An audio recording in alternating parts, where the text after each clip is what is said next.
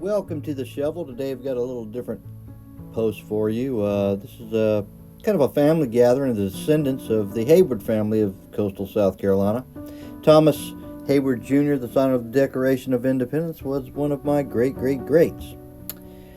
He was born right here to his father Daniel Heyward near Bluffton, and Thomas became a very patriotic planter. He was well known throughout Charleston and lived in Charleston. He's buried out here along with other generations of the Heyward family. Thomas was a revolutionary hero. In fact, he was in prison with my other great-grandfather in Charleston in prison ships. It was so important they sent him to England. Today I've got my son and my grandson Levi and myself, and well, we're doing our thing out here at the gathering.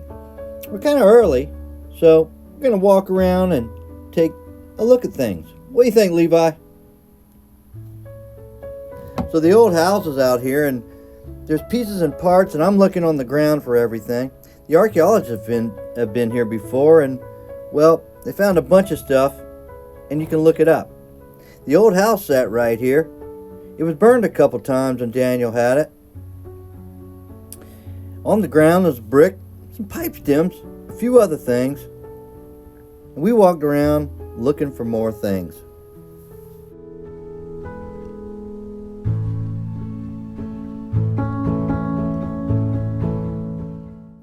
It's kind of funny to watch my kids running around out there. Tyler, last time he was here, he may have been 12. Now my grandson's out there. It's nice to see my family carrying on the tradition. It's important to know who you are. Find out who you are. Imagine my son's over there kind of telling him the same stories that I told him about Indians and colonial South Carolina and the hard work that was put in by others. It's history. Our history. The history of America, and everybody's got one. You need to go look it up. Find out about yourself and your family, where you come from. It's pretty important. As my grandson runs around, he doesn't know that he's following the footsteps of his great-grandfather.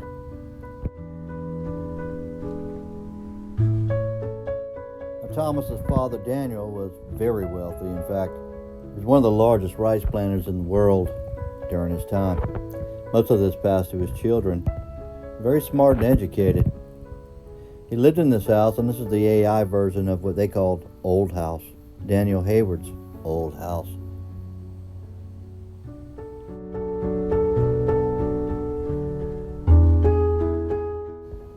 Now Thomas was schooled in England, very smart, educated, and very patriotic. He gave his life for this country in a way without losing it, but he was nevertheless a famous patriot. He signed the Declaration of Independence, and he hosted Washington in his home in Charleston. I've been in this home. It's a beautiful place. I remember going as a child.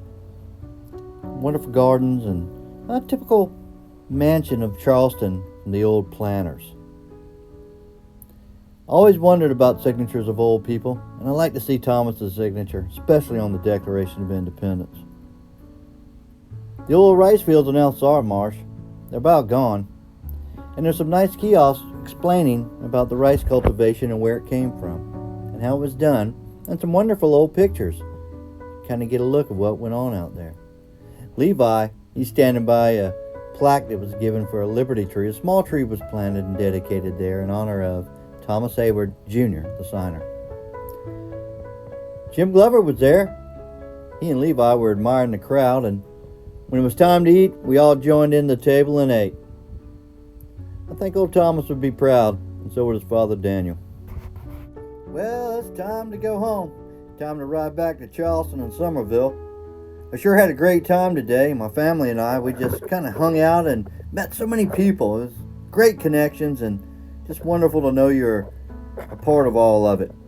I'd like to thank the Heyward Family Association, as always, and Jasper County Historical Society, 250. What it takes to put these things together is crazy, and they just get it done in an amount of time I can't imagine. What a great job, guys. Thank you so much for having us.